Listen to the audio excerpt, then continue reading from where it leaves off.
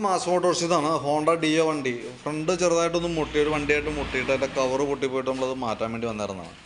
അപ്പോൾ അതിനകത്ത് നമ്മൾ മാറ്റിയേക്കുന്ന പാർട്സ് എന്ന് പറഞ്ഞാൽ ഒന്ന് ഈ ഫ്രണ്ടിൽ വരുന്ന ഈ കവറും പിന്നെ ഈ ബാക്കിൽ വരുന്ന ഇന്നർ കവറുമാണ് പൊട്ടിപ്പോയായിരുന്നു കേട്ടോ.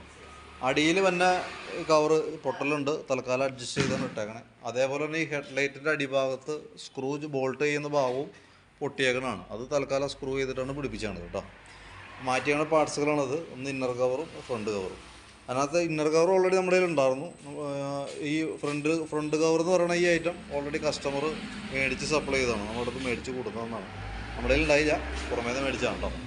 അപ്പോൾ അത് നമ്മുടെ കയ്യിൽ ഉണ്ടായിരുന്നു, കമ്പനി പാർട്സ് തന്നെയാണ്. അപ്പോൾ നമ്മളത് സെറ്റ് ചെയ്ത് ക്ലോസ് ചെയ്തിട്ടുണ്ട്. അപ്പോൾ ഞാൻ എൻ്റെ ബില്ല് ഡീറ്റെയിൽസ് ഒക്കെ വാട്സാപ്പിനകത്തേക്ക് സെൻഡ് ചെയ്തിട്ടേക്കാം. അപ്പോൾ നമ്മൾ മാറ്റിയേക്കണ ഐറ്റംസ് ഈ 2 കവർ മാത്രമേ ഉള്ളൂ നമ്മളിപ്പോൾ ഈ ടൈമിൽ മാറ്റിയേക്കണത്. വേറെ ഓടിച്ചോട്ട് വേറെ ഡാമേജ് കാര്യങ്ങളൊന്നും പ്രത്യക്ഷത്തിൽ കാണുന്നില്ല. ഹെഡ്ലൈറ്റിൻ്റെ അടിഭാഗം പൊട്ടിയിട്ടുണ്ട്, നമ്മളത് സ്ക്രൂ ചെയ്താണ് പിടിപ്പിച്ചാണ്. അതേപോലെ തന്നെ ഈ ഇതിൻ്റെ അടിയിൽ വരുന്ന കവറും പൊട്ടിയിട്ടുണ്ട്, അതും തൽക്കാലം അഡ്ജസ്റ്റ് ചെയ്താണ് വെച്ചേക്കണം കേട്ടോ. വർക്ക് കംപ്ലീറ്റ് ആയിട്ടുണ്ട്. ഓക്കെ.